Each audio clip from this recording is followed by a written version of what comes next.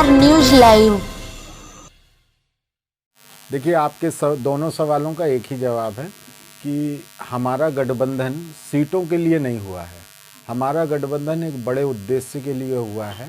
जिस तरह की सरकार उत्तर प्रदेश के लोगों की एक थोड़ी सी गलती की वजह से जिस तरह के लोग सरकार पर काबिज हो गए हैं, उनको हटाने के लिए हम सब एक हुए हैं और इस बात के लिए हमारा गठबंधन हुआ है कि हम मिलकर लड़ेंगे। अभी सीटों पर ऐसी कोई चर्चा नहीं हुई, सीटों पर कोई चर्चा। डॉक्टर सोनेलाल पटेल जी की कल भूमि रही है मड़ियाहू विधानसभा जी, तो इसको लेकर आप लोग क्या राय बनाए हैं कि अगर गठबंधन में अगर बातें चलेंगी सीटों की तो क्या फोकस होगा मड़ियाहू को लेकर? नहीं, मैं ऐसे एक विधानसभा को लेकर अभी आपको नहीं कह पाऊंगा, लेकिन हाँ ये बात है कि हमें इस बात का एहसास है कि जौनपुर हमारे लिए महत्वपूर्ण भी है। जौनपुर से हमारा दिल का भी रिश्ता है और जौनपुर में हमारे कार्यकर्ता भी बहुत समर्पित और बहुत मजबूत हैं, तो उनकी भावनाओं के अनुरूप पार्टी यहाँ निर्णय लेगी।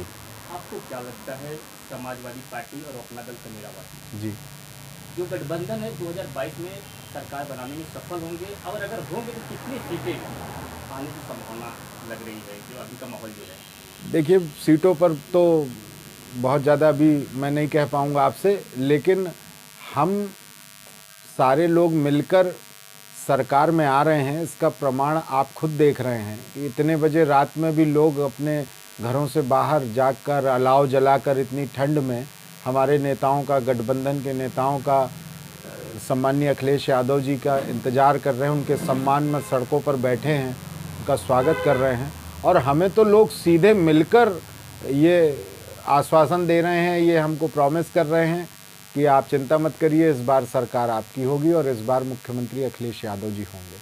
जनता कयास लगाई है कि अगर गठबंधन में सीटें जो मिलती हैं अगर तो फिर जो है कि माता कृष्णा पटेल जी की सीट से चुनाव लड़ेंगी, साथ ही साथ पल्लवी पटेल जी की पसंदीदा सीट कौन सी होगी? देखिए, जो मुख्य होती हैं हमारी पार्टी की राष्ट्रीय अध्यक्ष और पटेल समाज उन्हें अपनी राजमाता के तौर पर मानता है और इसलिए उनका चुनाव लड़ने का निर्णय जो है वो स्वयं और पार्टी करेगी। उस पर मेरे अकेले का वक्तव्य पूर्ण नहीं होगा, इसलिए मैं चाहता हूं कि इस सवाल को मेरे लिए छोड़ दें। अगर गठबंधन की सरकार बन गई, मान के चला जाए कि बन गई 2022 में जी, तो आपका फोकस क्या होगा?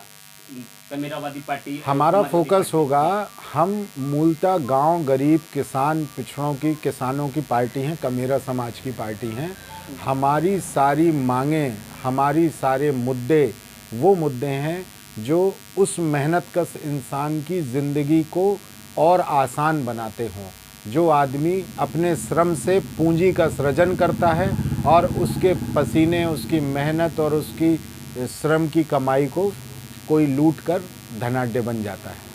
कयास लगाए जा रहे, चर्चाएं भी हैं कि कहीं न कहीं अनुप्रिया पटेल भी गठबंधन में आ सकती, इसमें कितनी सच्चाई है?